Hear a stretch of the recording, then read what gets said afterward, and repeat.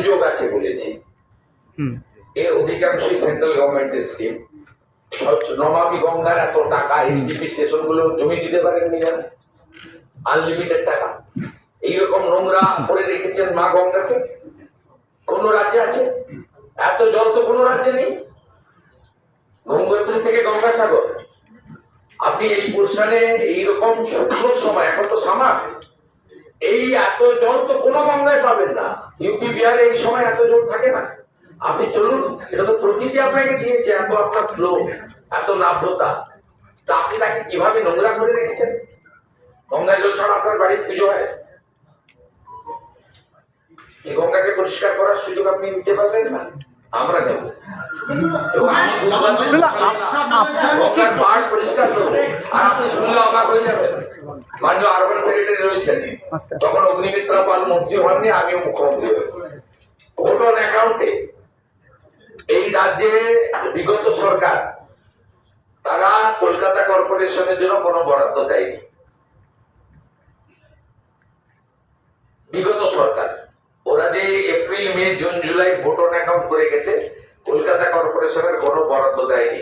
আমি মাননীয় আরবান সেক্রেটারিকে জিজ্ঞেস করেছিলাম, ফার্স্ট উইকে গিয়ে দিলেন, এপ্রিল মে জুন তো ফার্স্ট উইকে গেছে, ফিনান্সিয়াল ইয়ারে কোয়ার্টারলি অ্যাসেসমেন্ট করা হয়। উনি বললেন ফার্স্ট উইকে কোনো ডিপিআর কলকাতা কর্পোরেশন থেকে পাঠানো হয়নি।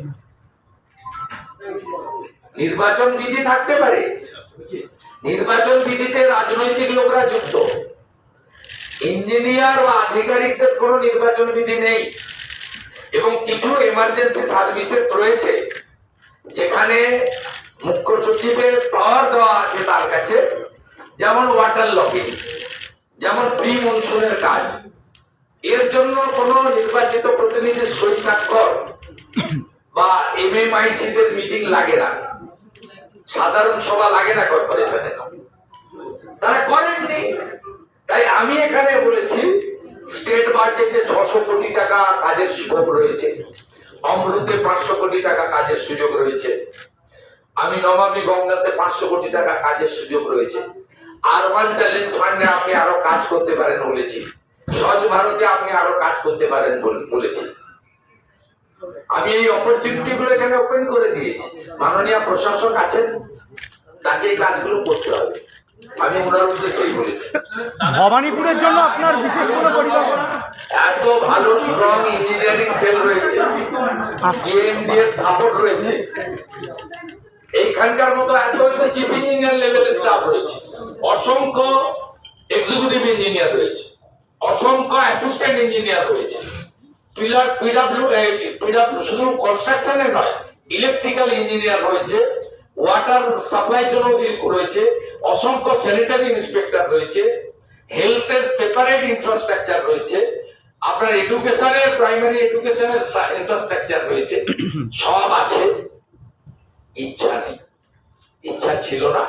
সেই ইচ্ছাকে জাগ্রত করার জন্য মুখ্যমন্ত্রী কর্পোরেশনকে সভাগৃহে ডেকে পাঠাতে বাধ্য।